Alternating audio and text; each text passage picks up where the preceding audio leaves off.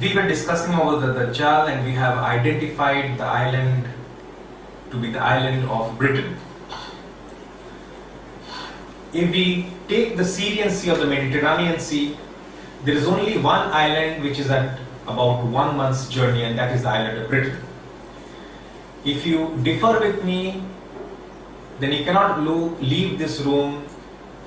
If you differ with me, you have every right to differ with me, but then you cannot leave this room, leave this session until you give me the answer, which island is it? You cannot just differ for the sake of differing. You have to give me, in that case, what is the island? Which island is it? What is the correct answer? Some people, before analyzing about the island further, will just mention one more piece of information, that some people are confused by the Prophet ﷺ statement that he is in the east, he is in the east, he is in the east, so he must be in the Yemen Sea, that is the Arabian Sea. I say, this is being narrated in a hadith. If you analyze, it has a text, the matan, and the chain, the sanad. The hadith is being narrated by someone, and he is narrating it from someone, and he is narrating it from someone, and he is narrating it from someone. In this way it reaches Prophet Muhammad ﷺ. In this way it reaches the chain. If it's Fatima bint Qais radhiyallahu anha is narrating directly from Prophet ﷺ, okay, but someone is narrating it from someone, and someone is narrating it from someone, and someone is narrating it from Fatima bint Qais. So by the time these hadiths are compiled, there are already a few chains. Yes, Fatima is narrating from Prophet ﷺ, Fatima bint Qais radhiyallahu anha is narrating from Prophet ﷺ directly, that is not a question. There is no confusion with that, but there are a number of chains. So I say, if the Prophet has been given knowledge from Allah subhanahu wa ta'ala, is there any scope of doubt? Please tell me. Please be honest with yourself and with the Prophet sallallahu alaihi wasallam. So Prophet sallallahu alaihi wasallam knows the direction. So someone is getting confused, and so he has forgotten which sea is it? The Syrian Sea or the Yemen Sea? The Mediterranean Sea or the Arabian Sea? So the narrator has got confused, so included either this or that sea. Because if you move from the Yemen Sea towards the east of Medina, that is actually the Red Sea, not even the Yemen Sea. Yemen Sea is to the south. If you oppose the west, and if you say it's the east, Yemen Sea is towards the south. Yemen is towards the south, the Arabian Sea. Obviously it will go to the east as well. But directly towards the east of Medina, there will be the Red Sea. And that distance between land to land, from the Arab Peninsula to the Iran Peninsula, it's a distance of very short distance, maybe a distance of 1 day. It's not a distance of 30 days. So it's ridiculous. So someone in the chain of narrators has missed that, and he included both.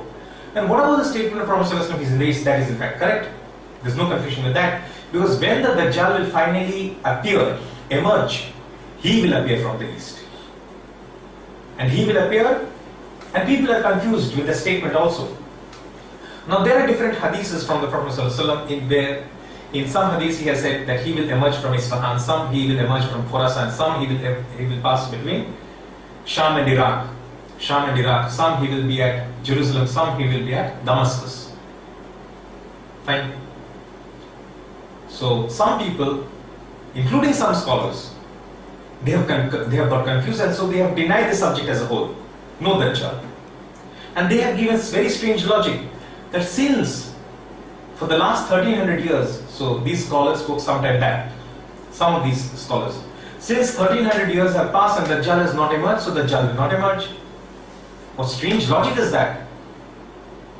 What strange logic is that? He will only emerge at the appropriate time, when it is appropriate for him to emerge, when Allah decides that he should emerge, when it is destined that he should emerge, he will emerge only at that time. This is no logic. That since he has not emerged for such a long time, it proves that Muhammad ﷺ himself was confused about this. Na'uzubillah min hadha. In fact, you people are confused, and you people are the corruptors of religion. And some of these scholars, some people think these are very knowledgeable scholars. The confusion arises because of that. So the reality is that yes, he will emerge from Isfahan, and Isfahan is a city in present-day Iran. He will emerge from Isfahan, but Isfahan is in the greater region, which at that time was identified to be the region of Khorasan. So Khorasan, so to say, is the country. So if I say I'm from Kolkata, and if I say I'm from Bengal, and if I say I'm from India, that does not mean I'm making contradictory statements. You must be a really big fool. You must have the intelligence of a donkey if you make such a statement. It's obvious Kolkata is a city and India is a country. Bengal is a state in between.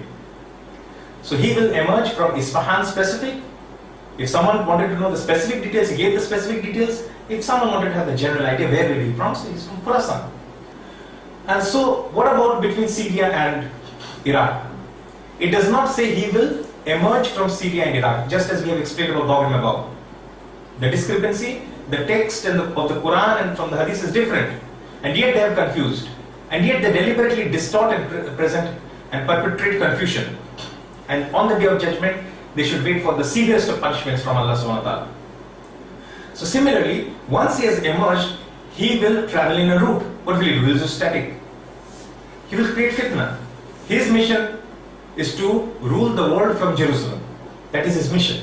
So he will pass from between Sham and Iraq. He will take that route. So this is Iran, this is Iraq, this is Sham. So he'll pass by that route. And he'll also stop by Jerusalem. He will also be there trying to enter Medina to the south. Not be allowed. He'll go towards north, Damascus. The path is so simple to understand. From Isfahan, which is in Khorasan, passing through Iraq and Sham, and then finally to Jerusalem, where he will rule. Then, while his rule is intact, is in place, he will attempt to take over Medina as well, to the south. Will not be allowed. Will move towards north. Why not? Why to Damascus? Because Imam Mahdi is at that time. So his mission is to kill Imam Mahdi salam, right? So once he attempts to do that, Isa salam will be sent back. He will come back. His second coming, his return. And so now Dajjal will try to run away from him. This is the path. The path of his travel and the path of his rule. The place from where he will rule. So this is the complete picture. So there is no confusion. So Isfahan is to the east. So when he will finally emerge, and he will be in our dimension of space and time from the 4th day onwards till the 40th day, the last 37 days, we will be able to see him. And on the 4th day, he will emerge from Isfahan. And it's also said in Hadith of Sahih Muslim that he will be followed by 70,000 Jews from Isfahan. How many Jews? 70,000 Jews from Isfahan. Isfahan is a city. Iran is the country. Do you know the number of Jews in Iran today? How many Jews? Less than 20,000 Jews in Iran. If there are less than 20,000 Jews in Iran today, how can he be followed by 70,000 Jews? Especially more so because the number of Jews is not going to increase, it is going to decrease.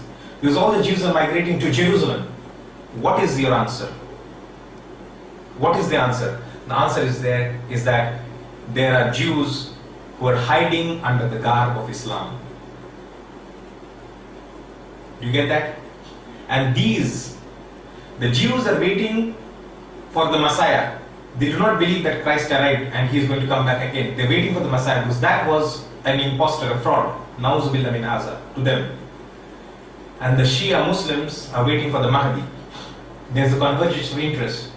And the Mahdi and the Dajjal, the Shia conception of a Mahdi, not the actual Mahdi, the Shia conception of a Mahdi is exactly the same as the concept of Dajjal. Dajjal was seen so many years back by the companion of the Prophet ﷺ, and he has never been seen again, and he will be seen one day in the future.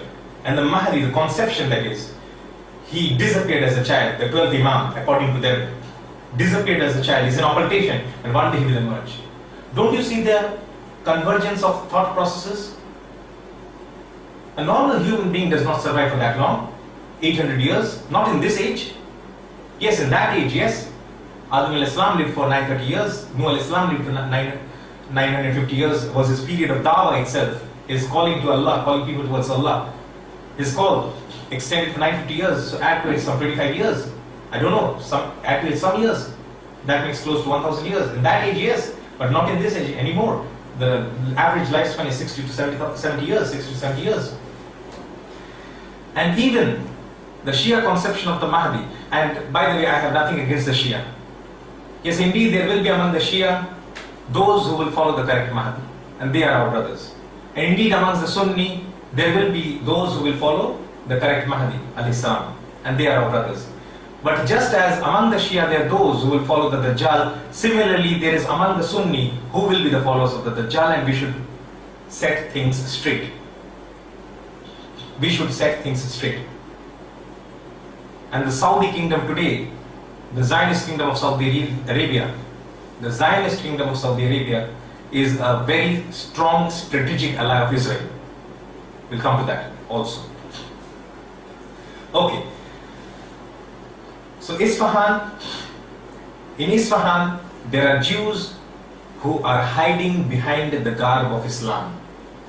Just as in Riyadh, in Saudi Arabia, there are Jews who are hiding under the garb of Islam. So 70,000 Jews. So this island, the island issue is solved. If you disagree, you cannot leave the session until you give me the answer. Because there is no other explanation, rational explanation, and we will explain it now.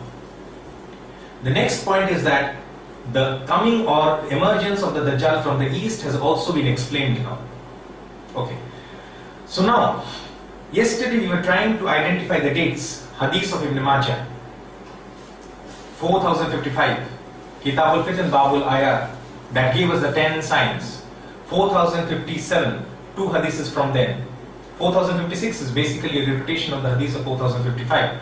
The next is 4057 and 4058, the 2 more hadiths. So in this hadith, it says that the signs will become manifest after 200 years, and we had identified the date. 632 CE, Prophet ﷺ passed away. 832 CE, 2 centuries. The signs should start to become manifest. In 932 CE, the signs should already have manifested. Right. Otherwise, we would have said 3 centuries. Okay, because we're dealing in centuries now. Okay. So we have to locate a date 832 CE to 932 CE. And indeed, the rule of Britain and the precursors to the rule of Britain, the same family and the same family chain, did indeed extend their rule as a superpower from the year 900 to 1917. That's close to 1,000 years. I said there is no direct mapping with the days of Allah in the Quran and the days of the Dajjal in the Hadith. There's no direct mapping, but it gives us a time frame.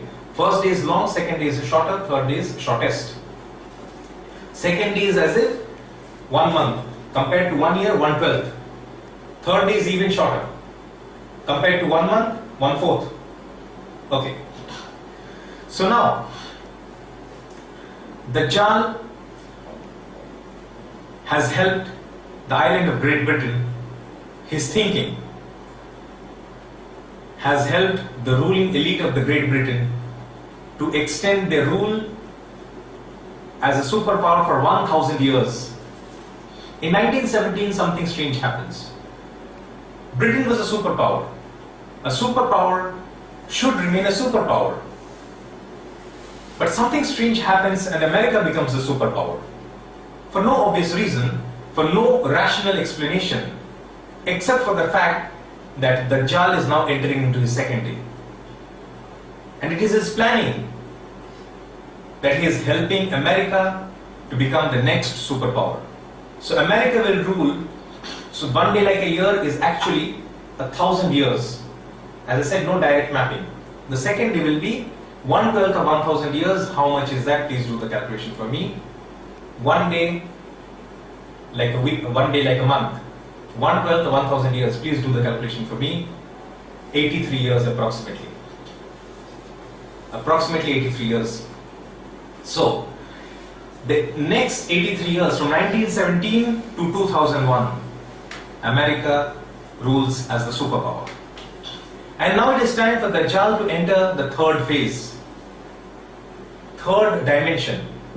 And fourth day onwards, he will be in our dimension of space and time. So now Israel is poised to take over. And he will rule for 1/4 of the time, because 1/4 of 1 month is 1 week. So that will be roughly about, say, 20-25 years. 21 to 25, somewhere in that range, because we are dealing with abstract figures, we are not dealing with direct figures. So some 20-25 years, maybe a little more, maybe a little less, doesn't make a difference to us at all. So this is the time frame in which Israel will be ruling the world, and is already ruling the world, and everyone knows and everyone accepts. And so Israel has already become the superpower, and it will be manifest very soon, very shortly. Just as America became the superpower in 1917, everyone understood, but it was not until 1944 that everyone realized. Everyone understood, but everyone realized it became manifest in 1944. So, we have identified the date 832 to 932, so 900 is the timeline. 900 to 1970. 1000 years, 83 years, and then 20-25 years. Once the rule of Israel ends, what happens? Dajjal will sit on the throne of David in Jerusalem, and he will rule from Dawud al-Islam. And he will rule which will seem to the Jews, and so he will have made the entire world believe that the Messiah has come back. We were discussing about the Messiah, how he will claim to be the Messiah at the time of the companion, Tamim al-Dari, but yet he was the Dajjal, and he will claim to be the Messiah when Dajjal, and when he will emerge finally, Dajjal. For this to happen, we have to go back to the background of the subject of the Dajjal. Something very important, very fundamental, and without this part, it is difficult for us to comprehend the subject of the Dajjal. What is it? We have to go back to the time of Isa alayhi salam, 2000 years back. What was the issue? The issue was that the Jews, they were able to understand, the Jewish rabbis, that yes, this child is special. How else? Well, let us go back. I thought we would start from the crucifixion event. Crucifixion. Or is it crucifixion? Okay, I thought I'll start from there, but let us go back to the birth of Isa alayhi salam. The birth of Isa alayhi salam will actually be obtained from the Quran, both in Surah Imran, chapter number 3, as well as in Surah Maryam, chapter number 19. And some remarkable incidents are mentioned in Surah Imran, chapter number 3, as well as in Surah Maryam, chapter number 19. We will try to look into the aspects over here. So this is Surah Imran. Behold, the angels said, O Mary, Allah giveth thee glad tidings of a word from him. His name will be Christ Jesus. So, Masih Isa ibn Maryam, okay? Christ Jesus, the son of Mary, held in honor in this world. This is verse number 45. Held in honor in this world and the hereafter, and of the company of those nearest to Allah. He shall speak to the people in childhood and in maturity, and he shall be of the company of the righteous. Okay? She said, O my Lord, how shall I have a son, when no man hath touched me? Okay? Remember how she became afraid, looking at seeing a man, Jibreel al-Islam, the angel who appeared in the likeness of a man. So she said, she became afraid, how can I have a man when no man hath touched me? Even so, Jibreel al-Islam is telling him, Allah is speaking through Jibreel al-Islam with the words which he had sent. He said, even so, Allah created what he willeth. So Jibreel al-Islam is informing him, Allah created what he willeth. When he had decreed a matter, he but say it will be, and it is kun. Allah says kun, fayakun. So it happens. So it is. Okay, enough. There are 2 points to take special note of in these verses. Point number 1, he will speak in childhood as well as in maturity. Fil mahdi wa kahlan, the 2 words, in childhood as well as in maturity. Fil mahdi wa kahlan, he will speak in childhood as well as in maturity, in old age. in age, as an adult. Now, we say that this verse refers to a miracle. Does it refer to a miracle? Yes. What is the miracle? Speaking child. Speaking childhood. So, at least we have been able to identify one miracle. So, at least we have some knowledge of Islam. But this is common analysis. The analysis is not wrong. But as you have seen, in this series of talks, we have been able to think deep. So, there are actually two miracles. Can we just think for a while we proceed with the session on with the verses from Surah Maryam. What is the second miracle? He will heal the sick. He will give That is not mentioned. As I said, I am discussing about what has been read to you, only that part. He is speaking maturity. Exactly. So what is the miracle over there? What is the miracle over there? It may be referring his coming back. Exactly. So 2000 years later he will speak. Because in maturity you speak, everyone speaks as an adult. What is the miracle? There is no miracle. Everyone speaks as an adult. There is no miracle in it. Except for the fact that when he will speak, the miracle is associated with the second coming. That for 2000 years he will not be present on the face of the earth, and then he will come back, and then again he will start speaking. That is the miracle. That is the miracle. So we have now started to develop some thinking, and that's good for all of us. We will proceed with the verses from Surah Maryam. So now she has conceived. Once she has conceived, what does Maryam Salamun alayha do? She is afraid, and she knows very well the Jewish rabbis, because she has spent some time as a child in the temple. Do you know the story? Do you know the background? Okay, let me give the background. So, the mother of Mary, she was getting old and she desired a child. And she prayed to Allah subhanahu wa ta'ala that if I have a child, I will make him a rabbi. I'll make him a scholar. I'll ensure that he becomes and grows up to be a rabbi. So a child is born. So Allah hears the dua, the supplication, and she conceives and a child is born. But oh no, what happens? A girl is born. How can a girl stay in the temple? She is not allowed in the temple. But she has made a vow to Allah subhanahu wa ta'ala. And who is this girl? She will go on to become the most learned and the most pious of all girls in the neighborhood, in Israel, in Jerusalem. And so she was in the temple till she reached about 13 years of age. Now she cannot stay in the temple.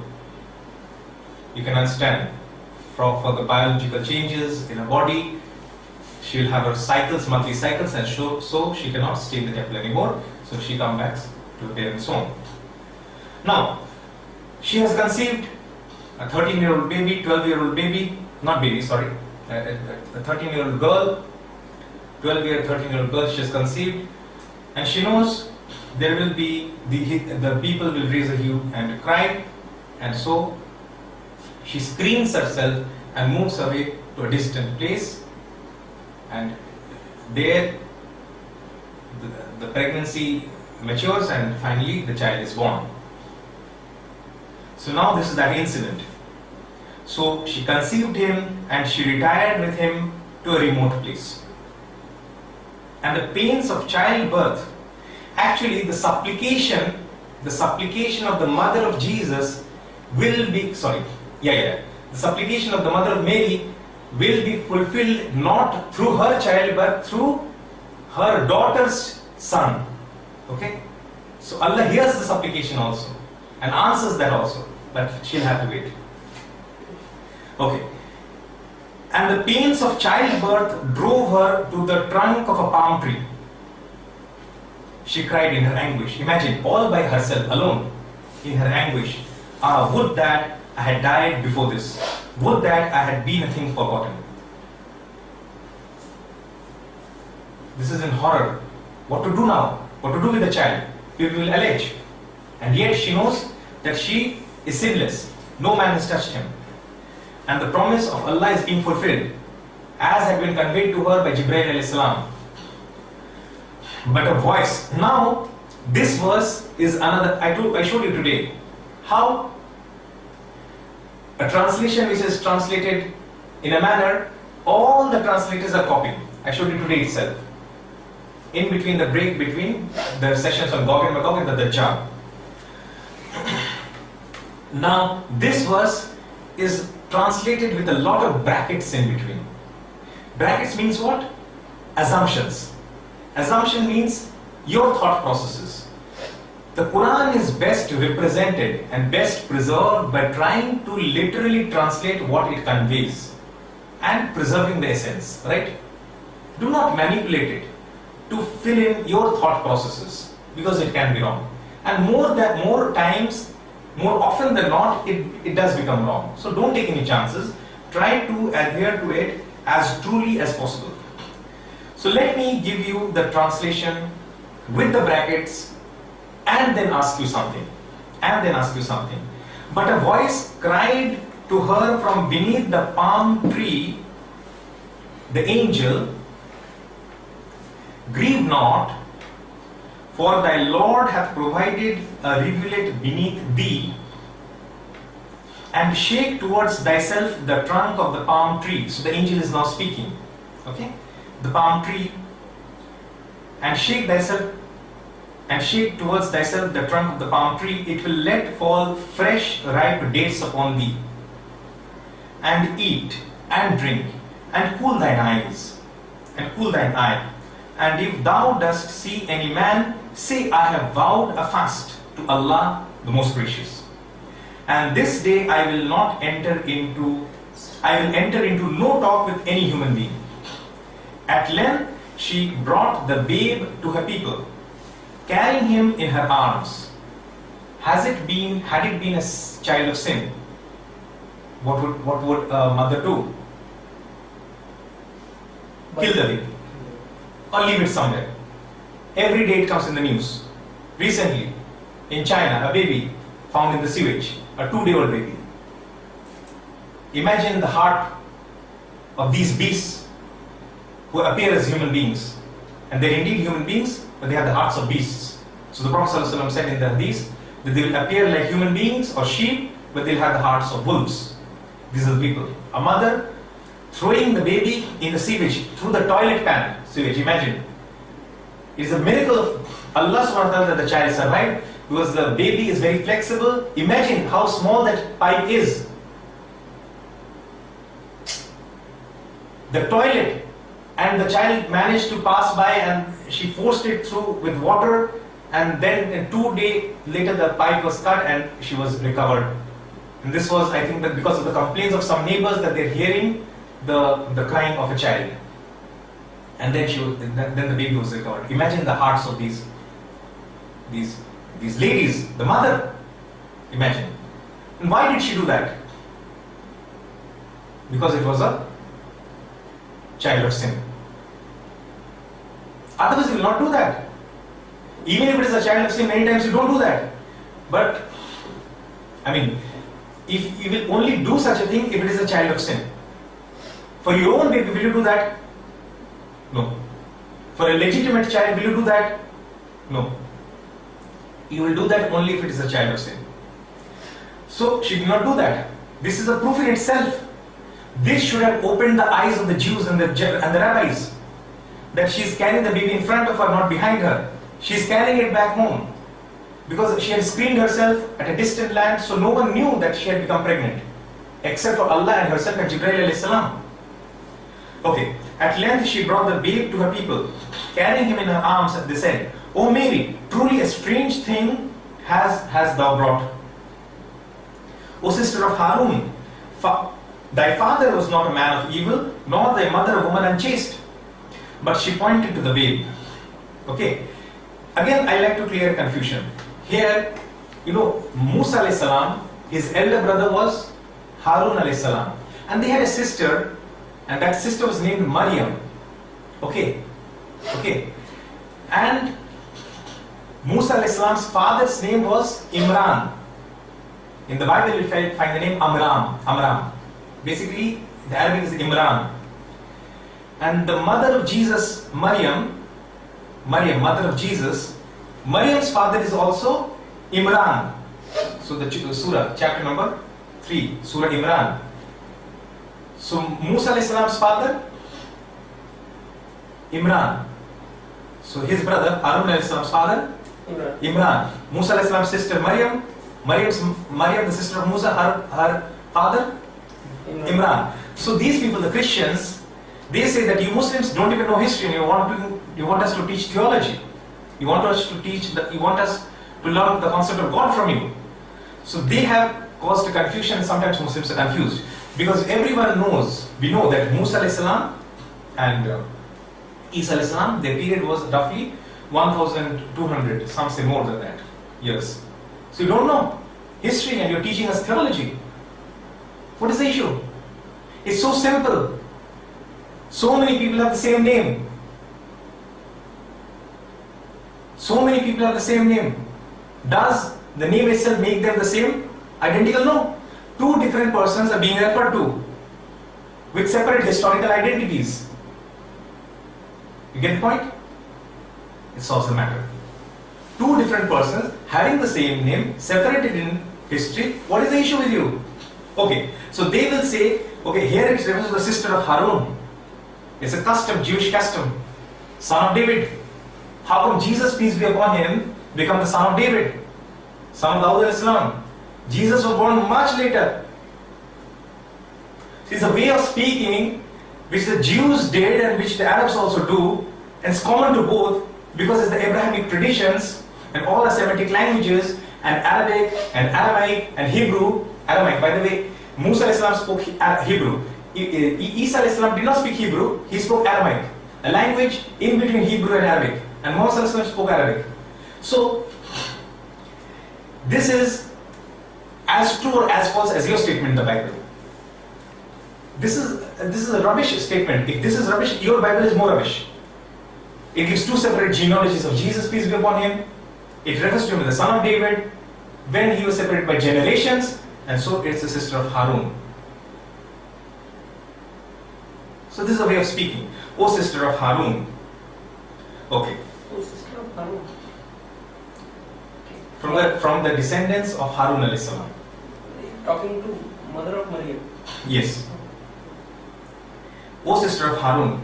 Oh, you were a very knowledgeable young girl. What happened to you? How come this baby? Why did you commit a sin? Thy father was not a man of evil, nor thy mother a woman unchaste. So, O sister of Harun here cleared the confusion. But she pointed to the babe. They said, how can we talk to one who is a child in the cradle? Okay? When we were referring to Surah Imran, it said, he shall speak to the people in childhood and in maturity. This information is being passed to us through the Quran. This information is not there with Maryam salamun alayha. She does not know. This information is being passed to us. Okay. So here, but she pointed to the babe. They said, how can we talk to the one who is a child in the cradle? What happens? When these rabbis... It was passed to Maryam al-Islam also. Wait. Don't interrupt so that you disturb the flow of information. How can we talk to one who is a child in the cradle? He said, I am indeed a servant of Allah. Now the baby is speaking. I am indeed the servant of Allah. He hath given me revelation and made me a prophet. Okay, now the baby is starting to speak. How can we speak to a baby? The baby is now speaking, defending her mother. And then the baby continues, baby Jesus alayhi salam, Isa alayhi salam continues, defending her mother. And so it is clear that he is a prophet. And he hath made me blessed wheresoever I be, and hath enjoined on me prayer and zakah as long as I live. He hath made me kind to my mother, and not overbearing or unblessed. So this is Nabi is speaking. So they understood that this is a special miracle, right? They understood that. But now they said the same thing, which many years later the people would say, of Makkah and Medina would say to Prophet ﷺ, this is evident magic. They demanded from the Prophet miracles.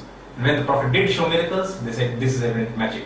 So they realized that he is a true Prophet, Isa alayhi salam, and this is not a child of sin. Now they said this is magic. So now my point of contention is that how did the mother know, Maryam Salamun alayha know, that the child will be able to speak?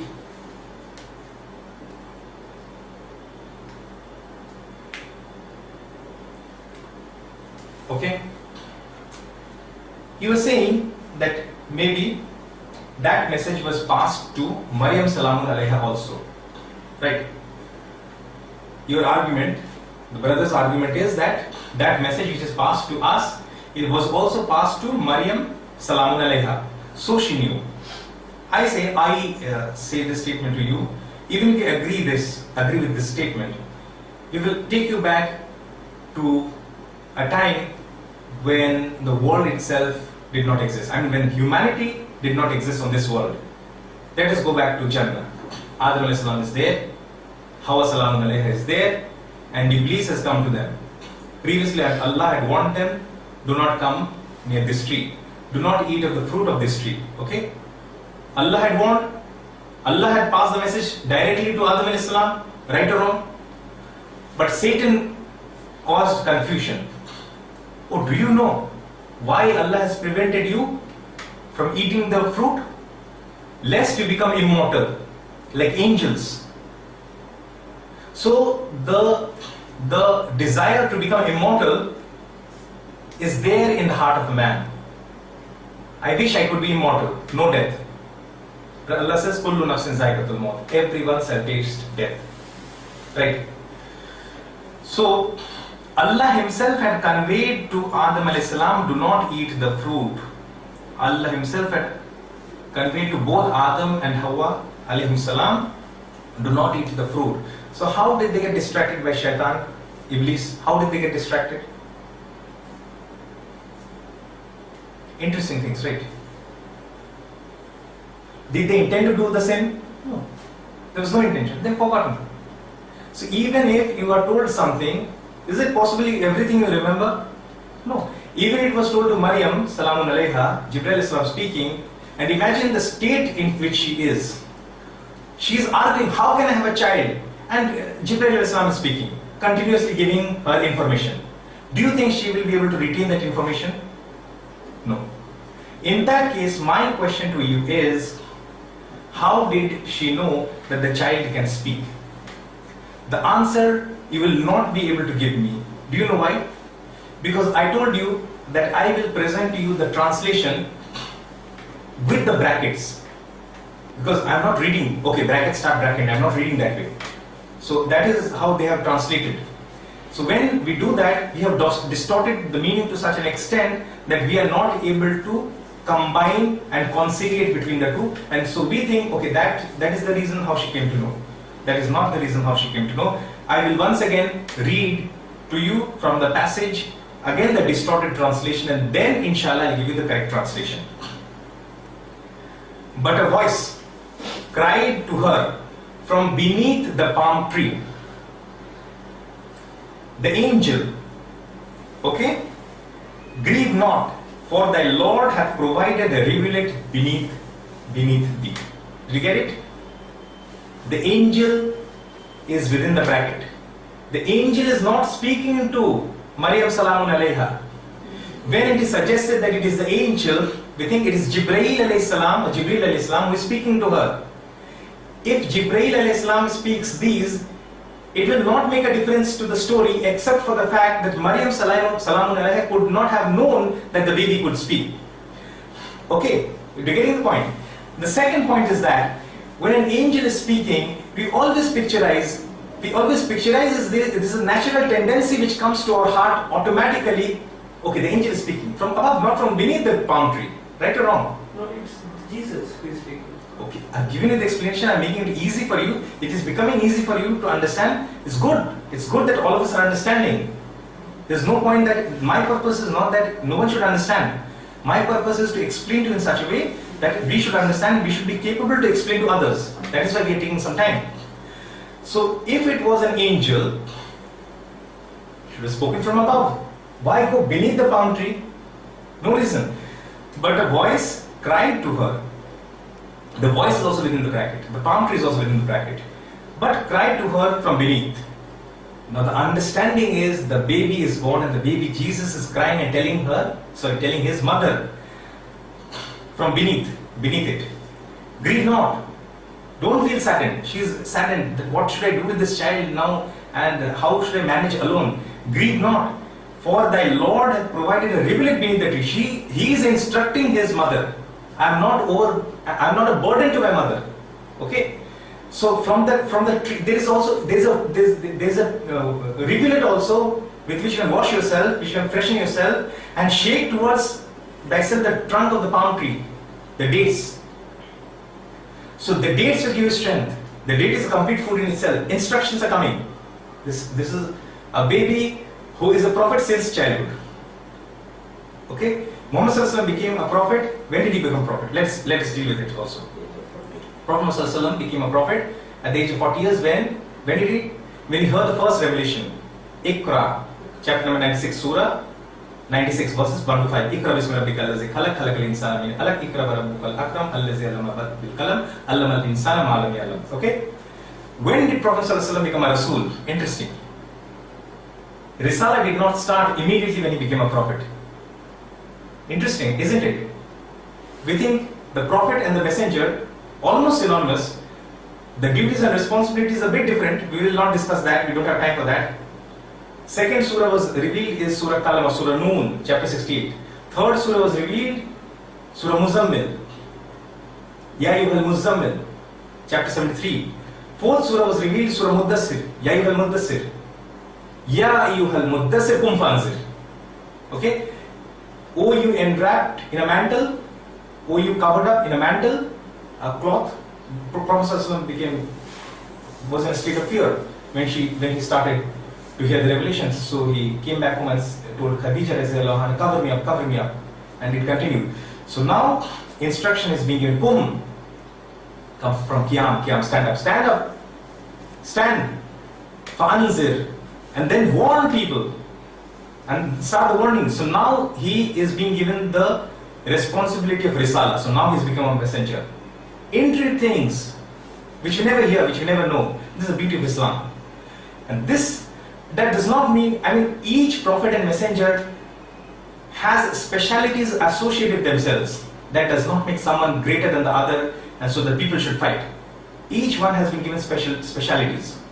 Isa al-Islam is unique, Prophet ﷺ is unique in their own ways. Dawud al-Islam is unique in his own way. He had the most beautiful voice. Okay, we'll come back. So, Isa al-Islam is a prophet and a messenger on the day he is born. And so he is speaking. Shake thyself towards thyself the trunk of the palm tree, it will let fall fresh dates upon thee. And so now the mother has understood. So he is telling me to eat and freshen myself.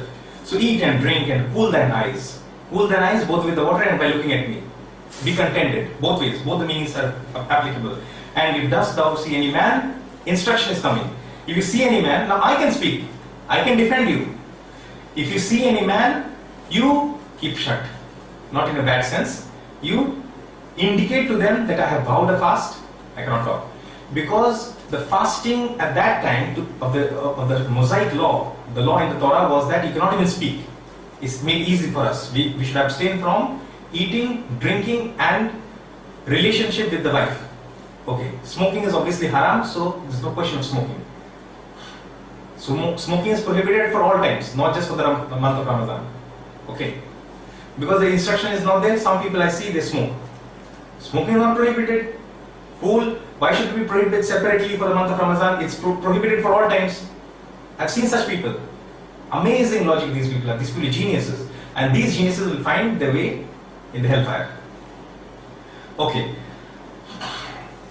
I have vowed a fast to Allah the Most Gracious, and this day I will enter into no talk with any human being.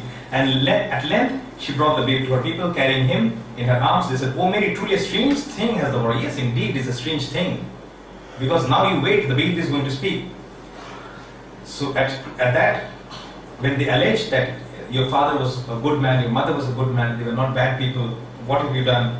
She pointed to the babe, how can we talk to one who is a child in the cradle? He said, "Indeed, I'm indeed a servant of Allah." Abdullah comes first and then Nabi comes. Abdullah has a greater status than Nabi and Messenger. To the Prophet and to the Messenger, the status of Abdiyat, Abd, as a slave is greater. Because when he is Abd, his relation is with Allah, and when he is a Prophet or a Messenger, his relation is with the people. So Khilafah, the status of a Khilafah to the Prophet and the Messenger is greater than the status of a Prophet or a Messenger. To the Prophet and the Messenger, the status as a Khalifa. Inni ja'ilun fil ardi khalifa. I will create a Khalifa on the earth, Allah said.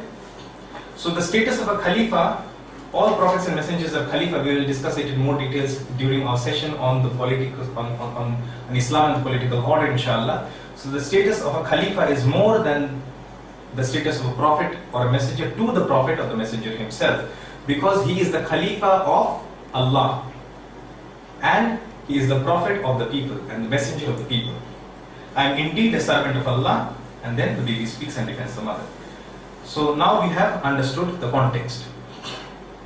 So now the baby Jesus, and as the boy grows up, he's 12 years, he's 13 years, they cannot win a debate against him. The rabbis of Jews, the Jewish scholars, they are very much embarrassed. They cannot win any debate. All their logic, because Isa a.s. is exposing the fraud. Just as today, we have to expose the fraud of the Islamic scholars. So Isa a.s., okay, he is a prophet, he is a messenger, there is no comparison. Again, do not misunderstand me. Just as those endowed with the knowledge, those whom Allah has blessed with the knowledge and the nur, and so they can see, they have to expose the absurdities of the Islamic scholars, and those were the scholars of Islam at that time. The people were the Muslims. So we have to do that. It is our responsibility to do that, and we will expose them, inshallah. So they are embarrassed. They are bringing in laws, and he is very knowledgeable. He did not have to read the Torah. He did not have to go through the verses of the Torah. Allah gave him the Torah, the knowledge of the entire Torah, the knowledge of the entire Injil. This is also given in the Quran itself. Also mentioned. We gave him the knowledge of the Torah, we gave him the knowledge of the Injil, we gave him the knowledge of the Quran. Imagine, because he has to rule by the Quran as well. Do you think he will read the Quran like you and me? He has been given the knowledge of the Quran, and he has also been given wisdom. The four things he has been given as a child. He did not speak from the Quran because he was not supposed to at that time. Imagine, the Sharia was supposed to be implemented, was the Sharia of the Torah. And Injil was full of wisdom. So whenever he spoke, there was wisdom in it. So the Jews were refuted with wisdom alone of Isa a.s., the wisdom endowed and which he was blessed with from Allah subhanahu wa ta'ala. So they are embarrassed. So as a child, when he's a child, this child is a great troublemaker. This is a problem for us. They realize that he will soon become the leader. Okay. So the rabbis are feeling a threat. We will no longer be the leader. The rabbis and the chief priest and the chief rabbi, they're feeling the threat. What to do with this child? While they are planning, Isa a.s. disappears. 12, 13 years of age, he disappears. And there is no mention of anything either in the Quran or in the Bible, the present day Bible, whether in the Torah or the Zabur or the Injil, of these years, 12 to 13 years, and then up to 27 years. No mention anywhere in the texts. Where was Jesus? No one knows. No one knows. No one knows. So this gave the opportunity to Mirza Ghulam Ahmad Qadian.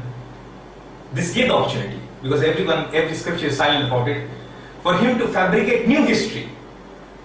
A new history has been fabricated, and Ghulam Mirza Ahmad Qadiani, for the first time, he suggested the false Messiah, the false Christ, one of the Dajjals, one of the 30 Dajjals. Muhammad said, before the appearance of the Dajjal, there will appear 30 small Dajjals, 30 small liars. Small in the sense, not Tom, Dick, Harry types, but those who will have profound impact on the society. But yet, they will not match the stature of the Antichrist, the Dajjal. So all of these are also referred to as Dajjals, Dajjalun, plural of Dajjal. So Christ has to die.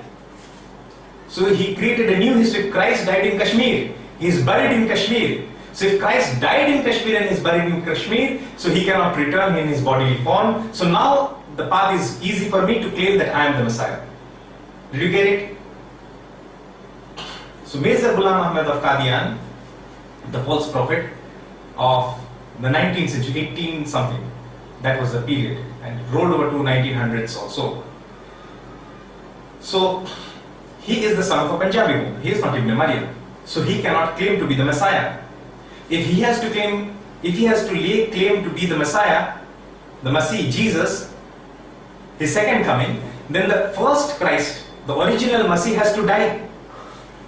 Okay? Because everyone knows, this is a commonly accepted theological aspect. All the scholars agree upon this fact that Isa Islam has been raised up alive and he is going to come back. This is established. So he gets an opportunity to create an entire new history. Christ traveled to Kashmir and he died and he was buried in Kashmir, and so he cannot come back. So I have come back. Why don't you believe me? I am the fulfillment of the prophecies of Prophet ﷺ that the Messiah is going to come back again. Otherwise, why do you think people should believe him? This was a fabrication.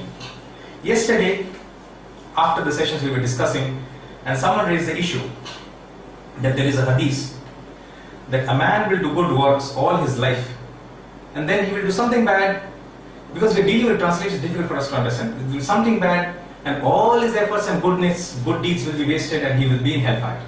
Why is that so? This is a perfect example for such a person, Ghulam Mirza Ahmad Qadiani. A great scholar initially, a great debater, debated many non-Muslim scholars. In the end, he decided to claim prophethood for himself, and he was doomed. This is what happened with him. And for him and for people such as him, this hadith is applicable. And then we don't feel sorry. Otherwise, we feel sorry for the people, for the person. Entire life did good works and then they also wasted, right? Now we don't feel sorry. Because he committed such a tremendous crime, there's no forgiveness for that crime. Okay. So for these long years, now this is the wisdom of Allah SWT. This is a beauty, the wisdom of Allah SWT. They were beginning to plan that this boy is a threat to us, we should kill. Allah makes him disappear. Obviously not disappear, he's somewhere on the earth. Some people have said that he's in Egypt, some say he's in India. We are not concerned where he is. Quran does not tell us, and we are not living in that age, we are not concerned where exactly he is. But at the age of 27 years, he comes back. And John the Baptist is his cousin, Yahya alayhi salam. About the same age, a little older than Isa alayhi salam. Okay? And John the Baptist, because they're similar in age, John the Baptist is also a prophet. Okay? Mentioned in the Quran. Yahya alayhi salam. And a unique name. The first time that name has been given to anyone. Yahya. Allah has given the name to him. Okay. So, now John the Baptist, 12 years, 13 years, not speaking much. He grows old. Maybe 18, maybe 20, 25. He is starting to speak. And that is having an impact. Because he is a prophet. He is speaking true things. It is affecting the hearts of the people in a positive sense. They are believing in him. Another threat to the rabbis. But John will not pose a threat to the rabbis. Because Allah has sent him, among other things, with the chief responsibility to identify the Messiah. Because in these years, people have recognized John to be a very true human being, a true prophet. Okay? People have seen his lifestyle, an honest person. So he has grown and he has gained the confidence of the people. His main responsibility is to identify, yes, Jesus is coming. His main responsibility is towards the Jews. Okay, you're waiting for the Messiah for such a long time. The time has come and the Messiah will come, so accept him. So Jesus one day he returned, and John the Baptist is baptizing him. Baptizing him. Baptism is in the Quran. Baptism is not a Christian concept. They have adopted the concept and they have distorted the concept. Baptism, the concept of baptism in relation to Christianity, which we hear, they have adopted the concept and distorted the concept in similar lines, just as we have distorted the concept of Islamic spirituality. So till all these years we thought Islamic spirituality, bid'ah, something very bad, something haram. And yesterday we realized Islamic spirituality is mentioned in the Quran. It's about the internal heart. And the internal heart can see, and the internal heart can hear, and the internal heart can understand. And this understanding with the nur of Allah will help us to recognize the Dajjal. Is it clear now? So, Sibghatullah, they have translated is as the color of Allah. Okay, Sibgha can mean color. The color of Allah. Sibghatullah actually means the baptism by Allah. Do you know what is baptism? It's ghusl. When a man and his wife has sexual relations as a man and wife, they are supposed to do ghusl, purification, tahara, purity. So Sibghatullah, baptism as nothing more than ghusl. Just as we do wudu. You do wudu before every prayer. Similarly, it's ghusl. What's wrong with it? So John the Baptist performs the baptism of Isa alayhi salam. Allah ordains it. Allah has instructed him to do so. So he reaches Jordan River. How does Isa alayhi salam know that he has to go to Jordan River after all these long years? He is also a prophet. He is also receiving revelations from above. And how does John know that the time for Isa alayhi salam to come back has arrived? And so he should wait for Isa alayhi salam. Okay? So basically till now, he is as if a spiritual mentor, a spiritual guide, a spiritual teacher to Jesus. Later on, Jesus himself has spoken about the exalted status of John the Baptist. Okay? So it doesn't mean that if Jesus is an exalted status, John the Baptist will not have an exalted status. Jesus himself has stated that out of all men born of a mother, that means everyone is born of a mother. Because he knows he is born without a father. So he is using words very carefully. Out of all men born of a mother, John, till date, John the Baptist is the greatest. He's excluding himself. I mean, he's including himself in that category. Obviously, a good person is humble and he will exclude himself. But that does not mean Jesus' status is lower or higher. These have very great status, these prophets. So, John the Baptist now, as a teacher, as a guide, as a mentor, a spiritual mentor of Jesus, and he performs the baptism, and now he identifies this is the Messiah you've been waiting for all these years, and so now everyone has to follow the Messiah. Imagine, now everyone, including John the Baptist, will have to follow the Messiah. Messiah will assume his role. Okay, look at the beauty. Now John, the spiritual mentor, now has to become his follower, so to say. Though he is elder in age, Jesus will still refer to him as an elder brother, and he will still deal with him as a younger brother. But when Isa alayhi salam is speaking as a prophet, as a messenger, and as a Masih, at those times, he will have to follow him. At other times, yes, he is still the elder brother. Okay? Okay. So now, he has identified, but now the Jews do something terrible. Now the Jews finally decide we have to get rid of Isa alayhi salam. We have to kill him, we have to finish him. A bold step they will take. So now they are planning, and now they are making arrangements. And their planning started, when did they start, do you know? It is mentioned in Matthew, it is mentioned in Mark, it is mentioned in Luke, because there is no Injil intact, Injil of Jesus. So we are having to rely upon the present day Gospels. For example, in Mark chapter number 11, if you read, Jesus goes to the temple, Jesus goes to Jerusalem, Jesus goes to Jerusalem. I'll read it out for you so that it's easy for you to understand and we will be able to relate better. This is the reference which we will give you from the present day Bible. Obviously, we'll also like to state that this is not the original Bible, yet we will get a semblance of what went on at that time. So this is it. As I said, this is mentioned in Mark, this is mentioned in Matthew, this is mentioned in Luke. Let us read the text from Mark. Mark chapter number 11. The section is Jesus goes to the temple, verses 15 to 19. When they arrived in Jerusalem, Jesus goes to the temple. When they arrived in Jerusalem, Jesus went to the temple and began to drive out all those who were buying and selling. He overturned the temples of the money changers and the money lenders. People dealing with riba in the masjid. Imagine, riba is haram, and the transactions of riba they had started. The rabbis or the people under the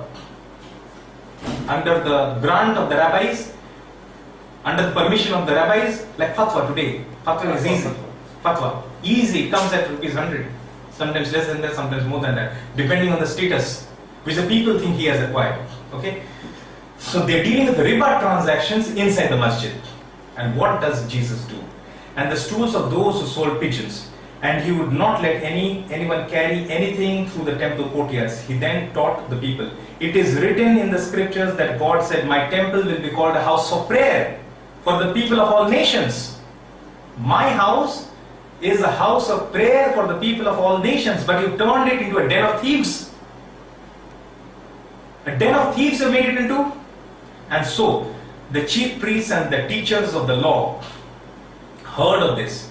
So they began looking for some way to kill Jesus. They were afraid of him because the whole crowd was amazed at his teaching. When evening came, Jesus and his disciples left the city. So what happened was he saw and he got terribly, terribly annoyed with these people, the Jews, the rabbis, and the money lenders and the money changers. Okay? So let us deal with some more time. Let us not break the flow. Normally the picture of Jesus that is portrayed, and we agree with that, is a very soft and very peaceful. In fact, all the prophets were soft and peaceful, and strictness and severness and harshness was required only at those moments when it is required. Otherwise, they're very people with the exemplary mannerisms, the best of examples in terms of manners and akhlaq, good character. So we agree with that status of and picturization of Jesus. We have nothing against that. But when he looked at these people, he overturned their tables, threw them out. He became angry and annoyed. Just turn the tables over, get out of them and chase them out of that masjid.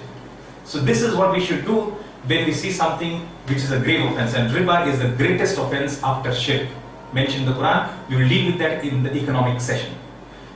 Islam and the economic order, inshallah. So what did he say?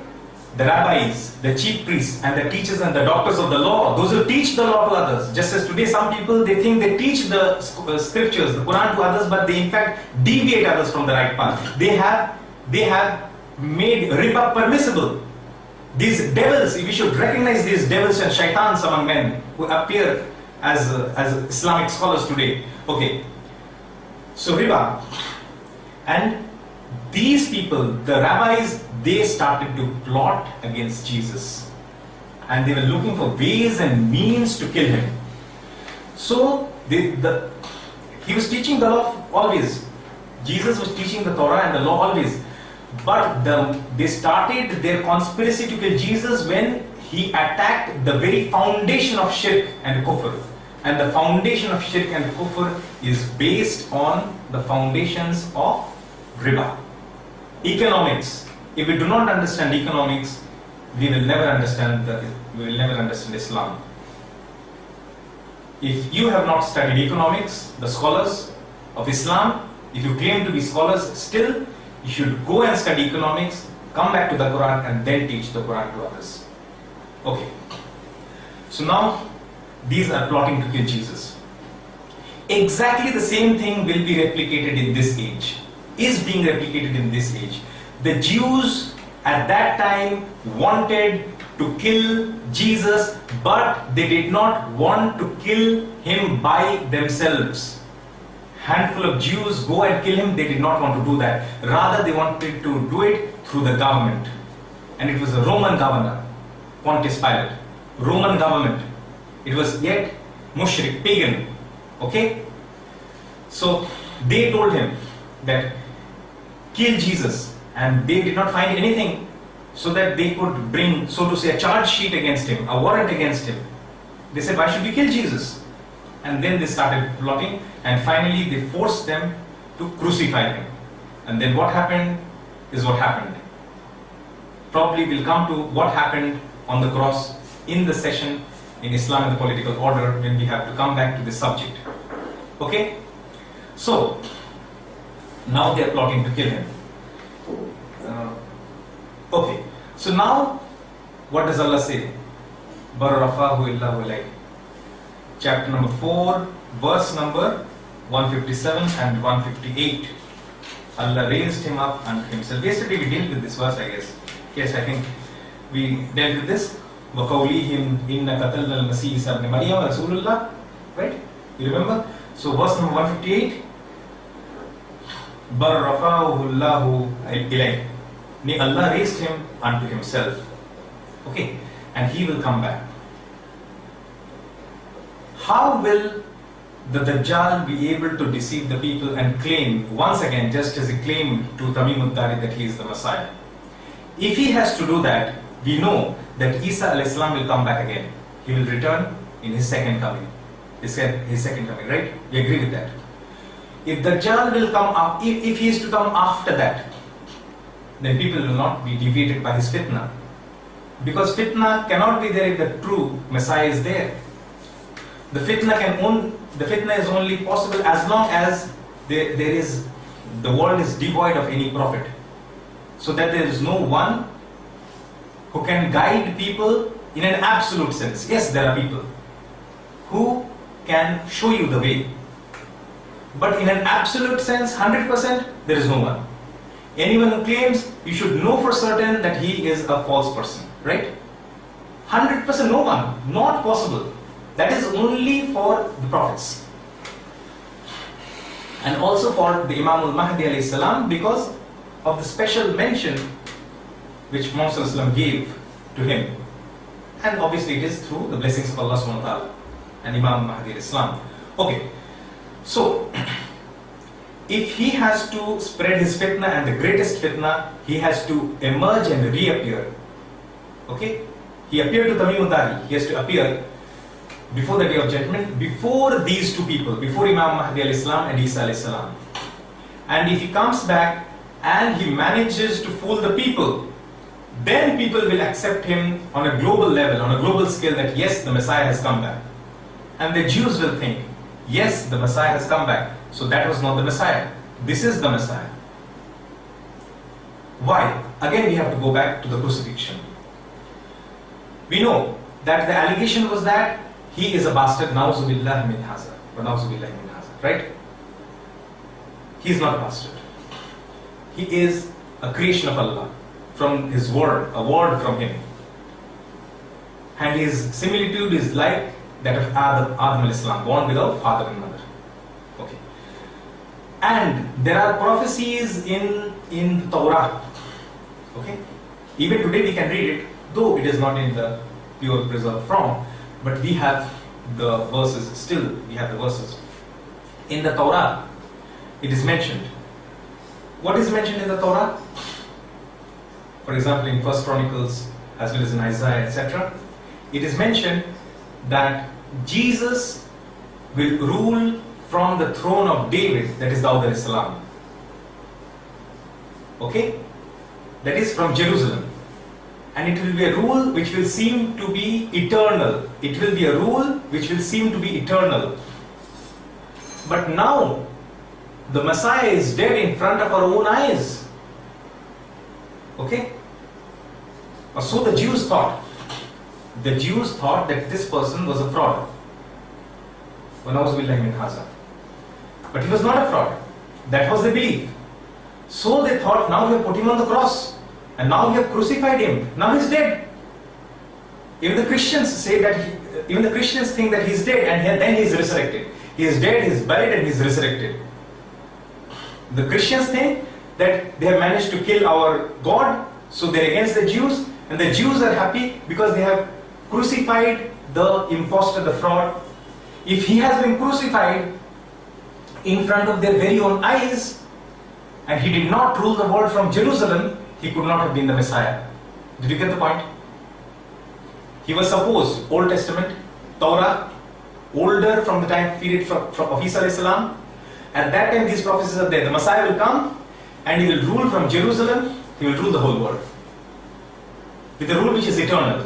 But the Messiah has come and we have managed to kill him and we have managed to crucify him. Right? In front of our very eyes. So he could not have been the Messiah. But we know that they could not kill him and they could not crucify him. They wanted to kill him. As I said, they did not want to kill him by themselves, but through the Roman government. Secondarily, they wanted to kill him by a specific way, by crucifixion. Why do you know? Because in the Torah it is said, who that dies by crucifixion is cursed. So this person is cursed by Allah subhanahu wa ta'ala. Cursed of Allah subhanahu wa ta'ala. Allah's curse is on this person because he's an impostor, he's a fraud. And his fraud has been exposed. Are you getting the point? So the Messiah never arrived to them. So they're waiting for the Messiah. And before the Messiah comes, because they did not acknowledge the Messiah when he came, before the Messiah comes will come a person whom we call the Dajjal, the Antichrist, the false Messiah. And because he will come before the true Messiah will come, now they will be fooled. Yes, he is the Messiah. Why? Because he will establish his rule, which will be a global rule, and which will seem to be a rule which is eternal, and which will last for 40 days. 37 days. Yes, the first 3 days will already be gone by that time, and the last 37 days will remain. And the whole world will accept him. Majority, the maximum number of Jews, maximum number of Christians. I mean, those from Jews and Christians who accept Islam, they will no longer remain Jews and Christians. So all the Jews, all the Christians, all the Hindus will think he is the Antim Rishan, the Kalki Avatar. The Christians will think that the Dajjal is actually the second coming of the Christ. The Jews will think he is the coming of the Messiah. They don't believe in the second coming, only one coming. He is the coming of the Messiah. The Buddhists will think he is the Maitreya Buddha. The Shia will think he is the Mahdi. And the Sunni will think he is the second coming of Isa alayhi salam. Where do we go? All the non-Muslims will accept him, and all the majority of Muslims will accept him. No escape for us. Only a handful of Muslims will be with Imam Mahdi alayhi salam and with Isa alayhi salam. I hope the background is clear. Why is the subject so important? Because Dajjal is going to come before Isa alayhi salam and the stage is already set. And Israel is ruling. And this will last only for a considerably shorter period than the rule of Britain or America, as we have shown. And once this rule ends, the rule of Israel ends, the last 37 days he will be on the throne of David, and that throne is being constructed, for your information, in Jerusalem. And they are planning to destroy the Masjid al-Aqsa and build what they are calling the third temple of Solomon. And they are building a throne, and on that throne will sit the Dajjal, and the whole world will accept him except for a few who are the true Muslims. And it will seem to them in those 37 days, because on the last day he will be killed. Until the last day, the Mahdi and the Masih, and Masih will come on the last day, the 40th day. The Mahdi would have come by then. They will not be able to do anything because the Mahdi does not have the capacity to kill the Dajjal. The Masih will have to do the job. Okay, so it's so clear and so obvious that the Dajjal is a person. And the first 3 days, 2 days have passed, and we are living in the third day. And the fourth day onwards we will see. Because of the dimensions. He is living in a different dimension. So we have not seen him all these years. Even before his rule on the first day, even before his rule started on the first day with Britain, even before that he appeared to Tamim ad-Dari. Because he is in a different dimension, he appeared to Tamim ad-Dari and he went into a different dimension. And he is there in other dimension ever since that time. And he is there and he will remain there, though his planning it is that is providing all the inputs to the Gog and Magog. And on the fourth day we will see him. Okay, one last point. In fact, 2 points. The Dajjal, once he is released with the permission of Allah, that year, not even in that year, once he is released with the permission of Allah, he can plan fitna and fasad. These two are related. Fitna is more to do with the planning, mischief, and fasad is more to do with the destruction, the implementation. He is planning, and he has planned the release of Gog and Magog. This is what I say. If you disagree, you may disagree. Why did it not occur to the Gog and Magog people that they should say Inshallah? And what made them do that? Dajjal's planning made them do that. Wow. If you disagree, disagree with me. I don't have to prove myself. This is my understanding, and everything is falling into place. You have to listen and then understand. Dajjal's planning has helped him. Yes, they said, just as Satan is able to do waswasa, deviate by his words. We don't hear that, we don't see him. So Dajjal is acting from a different dimension. He has given the Gog and Magog the idea. He's the leader. He doesn't work. He just enjoys. He just rules. So Dajjal gave them the idea that tomorrow, say Inshallah, and your trap will be opened up. Because everything is a test for the human beings. Otherwise, there is no fitna, there is no fasad. It's a big joke. So once Dajjal gives the idea, the leader gives the idea, the leader gives ideas. You see, the leader gives ideas for implementation. Gog and Magog receives the idea from the leader. Say Inshallah, come back. The wall is open now. They come out. And since that time till now, they are building. They're building. What are they building? You might have heard the name of Freemasons. What is the meaning of Freemasons? What is the meaning of Mason? One who builds a building. Mason, architect, right? Freemason, the building something for free of cost. For whom are they building that are constructing the society? They're building everything for their master, Lord, and their leader, Ad-Dajjal. So now the foot soldiers of Dajjal is at work ever since their release, and it will continue, and they're building the foot soldiers, the Gog and Magog people. And finally, the time is ready for the arrival of the Dajjal, and they are ready to welcome the Dajjal, and it is at that time he will sit on the throne of David. This is the background, and this is it. One last thing remains. We have to include this in this session itself, because otherwise the topic of the Dajjal will remain incomplete. There is a confusion whether the Dajjal is a system or a being, right? Some people have sown discord and confusion in the hearts of men. Is the Dajjal a being or a system? Some people whom others consider, or majority of the Muslims consider to be great scholars, even such people have been fooled and they think that the Dajjal is a system. Why? There is a reason why. It is not without any reason that they have been fooled. There is a reason why. The reason is that they see the total corruption on the face of the earth. So they think that the Dajjal is a system. But we have to go back to Prophet ﷺ. And we have to go back not to Tamim al-Dari, we have to go back 10 years earlier to the time of 622 CE. And we will go back to 622 CE and we will narrate to you the episode of Ibn Sayyad.